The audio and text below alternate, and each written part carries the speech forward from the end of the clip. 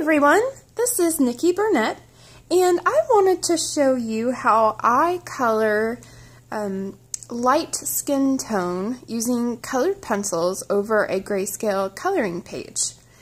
This is a coloring page from my new grayscale coloring book. Her name is Vienna, and she's a mermaid. And I'll show you the book. It is available on Amazon, and I'll put all the links below. Let me show you what the image started out looking like. So this is the grayscale coloring page that I started with. It's all black and white and shades of gray. And then I've been coloring on top of it with colored pencils. I'm about halfway done right now. I also used some white gel pen for some highlights, but it's mostly just colored pencil work. And coloring skin tone is always a very difficult thing to do no matter what media you're using. Skin tone has many different colors in it, from peach to brown to green to red to blue to purple, and it really takes a lot of colors blended together to make a convincing skin tone. It's very difficult to find one colored pencil or one marker that'll give you the skin tone that you're looking for. And when I set out to make my grayscale coloring books, I really wanted to find a very simple combination for skin tones to use on top of my images, just to simplify the process as much as possible. And I found a good combination for light skin tone that I wanted to share with you. We're going to start by applying a base of Lyra Rembrandt Polycolor. This is an oil-based colored pencil, and it's their light flesh color. And this has been my favorite. I've tried lots of different pencils trying to find a good light skin tone right out of the pencil, and this is my favorite. I think that it's peachy without being too peach. It's not too light, it's not too orange or too tan. It's just the right shade that I look for when I'm doing a light skin tone. So that's going to be our base, and then we're going to add shadows with a Faber-Castell Polychromos colored pencil. Again, this is another oil-based colored pencil, and this is their dark flesh color. So we'll be adding some shadows in with that one. And we're going to be using one main technique to apply the colored pencils, and that is using petroleum jelly. This is just regular petroleum jelly, and we're going to dip the tip of the colored pencil into the petroleum jelly and then color with it on our paper. And this makes it so that the colored pencil, it gets applied very smoothly, and it fills in all of the tooth of the paper so that you don't have a lot of those white marks showing through. It's just one method of blending, and it's my preferred method over grayscale. So I wanted to show you the inside of the petroleum jelly. After you use it for a while, it does get quite messy. Every time you dip your pencil in, it leaves a colored mark on the petroleum jelly. And every once in a while you do want to clean it off, especially when doing skin tones or other light colors, because when you dip it, you can actually end up picking up some of the other pigments that are inside there, and it'll ruin your skin tone or whatever else you're working on. So I cleaned off this corner here that I'm going to use to dip my pencils in, and I just used a spoon and sort of scraped off the top of the surface there. So let me scoot my camera down. I want you to be able to see as I'm working.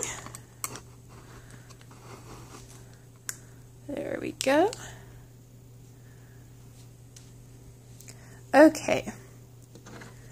So as you can see, so far I've colored her stomach here. And again, I used the base, was light flesh, and then I did the shadow areas with the dark flesh.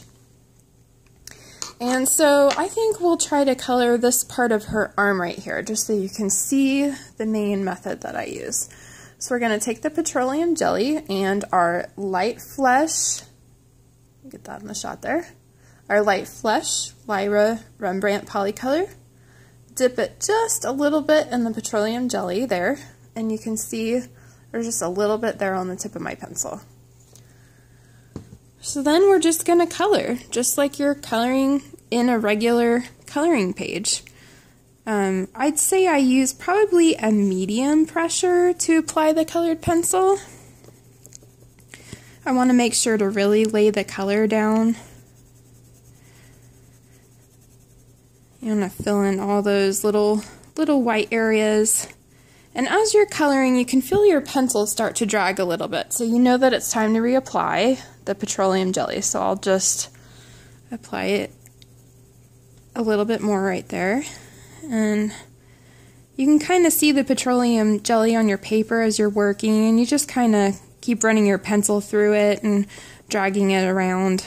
Let me color next to it just so you can kind of see the difference of not using petroleum jelly. See how that leaves a lot of white marks on the paper, and it just doesn't go on as cleanly as when you use petroleum jelly. So I'm going to dip again and keep working around. I sort of color in little, maybe circular motions, just sort of filling in the whole area. I also find that when you use petroleum jelly, it saves your colored pencil. I find that you don't have to sharpen them as much, which is really nice because, of course, they're expensive and you want to make them last as long as possible. So I don't think we'll do her whole arm because I don't want you to get bored while you're watching me color. But it's pretty simple, as you can see, just a flat color over the entire area, and you can see the shadows from the grayscale image start to come through. And as you can see, this is just a really nice sort of a peach color. Okay, let's stop there. I think that's a good enough area to show you the next step. So as you can see, you do notice a difference between her stomach area that I've already colored and her arm area that I just colored. And you can see more shades of pink and rose and brown maybe coming through on her stomach area. And up here all you see is really peach and gray. And that's one of the downsides of coloring over grayscale, is that the shades of gray underneath can make skin tone look kind of dull and lifeless. So I really like to just do a quick and easy second step to skin tone, and that's by adding a shadow layer in a bright color. So we're going to use this dark flesh color, and it's called dark flesh. I find it more to be more of a pink color. I'm not going to use petroleum jelly for this, and I sharpened it to a very sharp point. And I find that to be easiest when I'm doing this. I don't find that you need the petroleum jelly because the surface is already pretty slick, and I actually find that it doesn't adhere as well if you do use petroleum jelly for the second step. So what we're going to do is, this is the fun part about coloring over grayscale, is you can see exactly where you need to put your shadows. They're right here on the edges of her arm. So just look at it, find the darkest part of the grayscale image, and start coloring. And again, I'd say I'm using a medium to firm pressure right here in the darkest areas.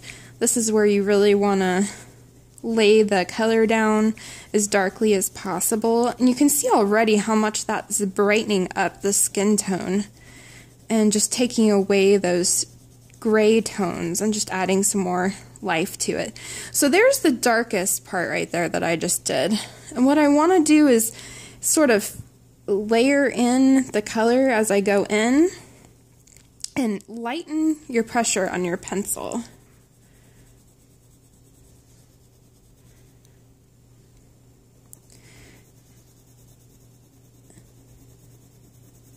There we go.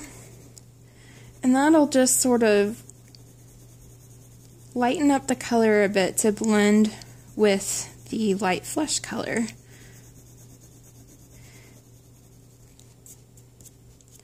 And you'll sort of get little bits that come up when you're coloring. If that happens, you can kind of scrape them with your fingernail to get them up, because sometimes they'll stick to the lighter colors. If you have a napkin nearby, you can sort of wipe the tip of your pencil to get those little pieces off so they don't end up sticking to your piece like what just happened there. So I'd say that top part is done. So let's go to the bottom. And again, we'll press really hard right here in the darkest area of the shadow, just to make that really nice and dark. I'll wipe my pencil off so I don't have that issue again. And then lighten your pressure and just sort of continue to color inwards towards the middle of her arm.